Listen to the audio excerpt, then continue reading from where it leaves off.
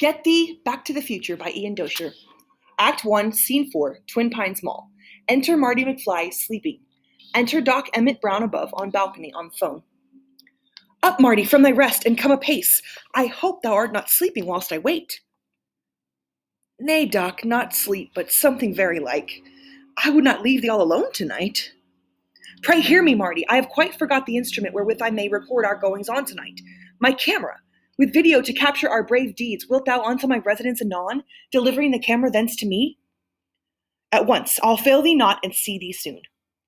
The self-same camera he doth desire is here, and I shall bring it unto him upon my trusted skateboard through the town, now unto Twin Pines Mall, to hear Doc's plan, with which he hath been recently obsessed. What it may prove to be, I have no clue. With Doc, though, ever is it interesting. To Twin Pines Mall I come, and 1:15 is shown upon the clock that standeth here. There's Doc's truck, and there, his loyal dog, even Einstein. Smartest canine I do know. But where of Doc? Oh, Einstein, dost thou know? Where is thy master? Hast thou seen him? Woof! Though I am dog-like in mine appetite, I have no taste, a secret to preempt. Thus wait, I bid thee, Marty, soon, and now thou shalt receive Doc's brilliance for thyself. What wonder's this? What advent glorious! Unless mine eyes deceive me, before me is the most distinctive silver frame of the DeLorean, a car most nonpareil. The future we do glimpse through these machines, of which I've heard, but I have never seen. Even so, 'tis clear to me the car is changed, with alterations built for certain tasks. The plate upon its rear reads "At a time," a message of some urgency, perchance, or with a deeper meaning yet to grasp. All shall I soon discover, by my troth. The doors of this, the stunning four-wheeled marvel, ope upward, like the wings of a Pegasus. Now flanked on every side by smoke and steam, the figure of Doc Brown comes into view. My friend, good Marty, thou art hither come. Nor would I miss this moment, I do swear.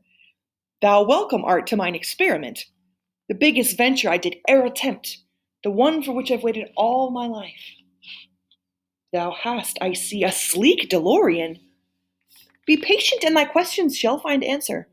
Begin to make a record of the night, and I'll unfurl a story to delight. What dost thou wear? Is that a Devo suit? Nay, mind thou not, for if a problem comes along, be sure that I shall whip it, Marty. Indeed. Proceed then, I beseech thee, Doc. I stand prepared, thy genius to record. Friends, makers, countrymen, lend me your ears. My name ye know, 'tis Dr. Emmett Brown. I stand upon the stony parking lot of Twin Pines Mall, Hill Valley, California. It is the early morn of Saturday, October 26th, St. Crispin's Day just past, of 1985. The time upon the clock is 1:18 antemeridian, to be precise. Here ye shall witness history, my friends. Observe my temporal experiment, which shall be numbered 1, the very first. Come, Einstein, climb inside the shiny car, which glows with silver sheen of mercury. In now, and sit thee down upon the seat. Place now, as I assist, the safety belt round thy beloved shaggy canine hide. Behold ye, through the lens that doth not lie, the clocks that Einstein and myself do wear. Please note that Einstein's clock is synchronized with this, mine own control watch, twin of his. Canst see it, Marty, through the camera? Forsooth, I see it clearly through the sight. Proceed, I pray, thy tale, Doc, would cure deafness. Be well, my faithful Einstein, watch thy head, and may thy voyage bear abundant fruit. With this remote I'll conquer the remote. I prithee, isn't it connected to the car? Behold, I bid thee, Marty. As thou wilt.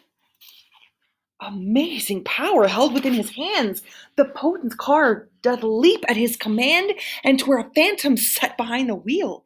By Jove, the thing is fast. Across the lot it spins, with speed like chariot of old, that plunged from high above when Icarus provoked the gods and tried to touch the sun. Doc, say, what is this power? Film not me, but keep the focus always on the car. The car doth face us now across the lot, and though wise Doc hath parked it far away, 'tis ominous. Its lights aimed straight at us, as if it had its mind on some revenge, and we too were the target of its ire. How its bleak stare reminds me of a tale about a rank enchantress named Christine. If every calculation is correct, when this, my baby, source of all my hopes, doth hit upon the speed of 88 in miles per hour, then Marty, verily thine eyes shall witness shit most serious. The car accelerates, yet doth not move, but spins its tires far faster than a cyclone. It burneth rubber like a mighty pyre, and rocketh back and forth with energy, each centimeter itching for release.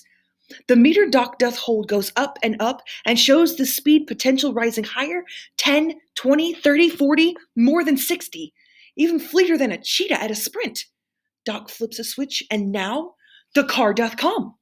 It groweth closer like a comet, that doth make its way across the starry heavens, and passes through the atmosphere of earth. This comet, though, seems bound to hit us both. The car approacheth quickly like a bolt, with Einstein smiling happily inside. I am afeard. Hath Doc his senses lost? Is mine own friend my doom? Fear not. Behold, the time is near. Soon thou shalt wonders see. Past 70, past 80, then a flash. White light surrounds us, brighter than the sun. What's this? A trick? A jest? The car is gone. And in its wake, a pair of flaming tracks. Ha ha! What hath I said to thee, my friend? 'Tis 88 in miles per hour, forsooth! The temporal displacement hath occurred precisely on the clock stroke of 1:20 and 0 seconds. Zounds! The car is gone! Naught doth remain except the metal plate, which burneth me as I do pick it up. Oh, out of time, what doth your message mean?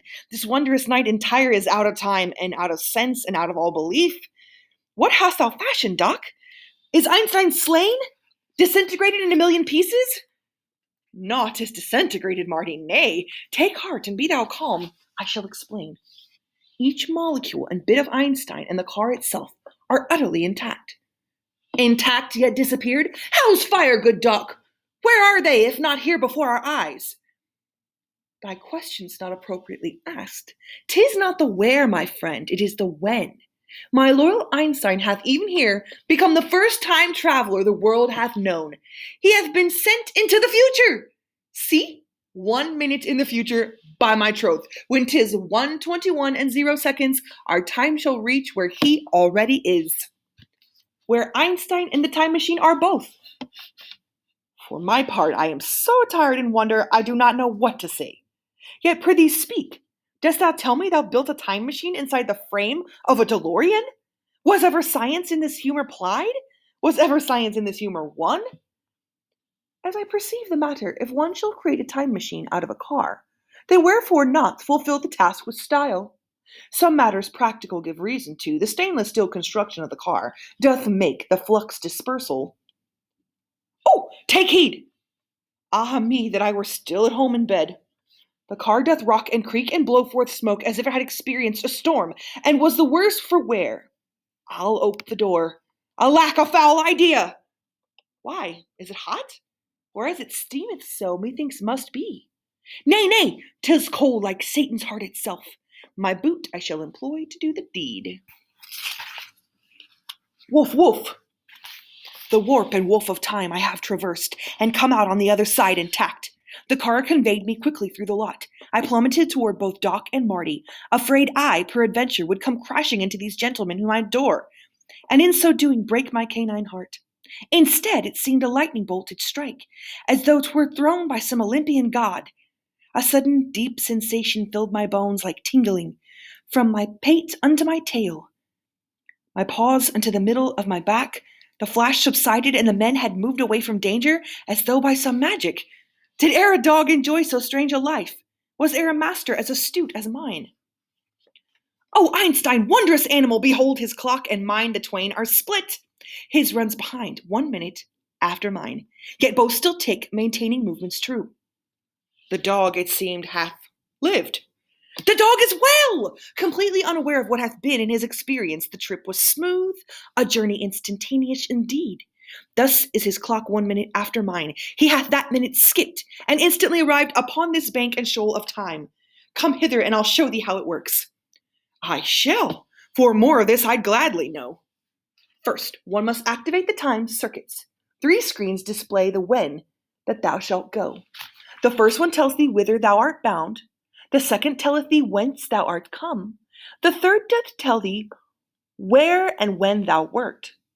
Thou must upon this simple keypad put the time of thine intended destination.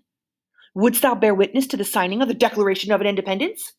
'Twould be July the 4th of 1776. Mayhap thou wouldst prefer to be a magus at the birth of Christ. Thou shouldst put in December 25th, when Anno Domini itself began. What if this date red letter I recall within the very history of science, November 5th of 1955? Even as I type the code, the memories rush turbulently to my brain and do fill up my mind like water in a tub. November 5th of 1955. The verse itself doth spring into my mind. Remember, remember the 5th of November. 'Twas my flux capacitor thought. There's no reason or rhyme why the travel through time should ever be forgot. What is it, Doc? For I do know it not. 'Twas then I first did time travel conceive. How vividly the memory of that day comes swooping, bird-like to my aged mind.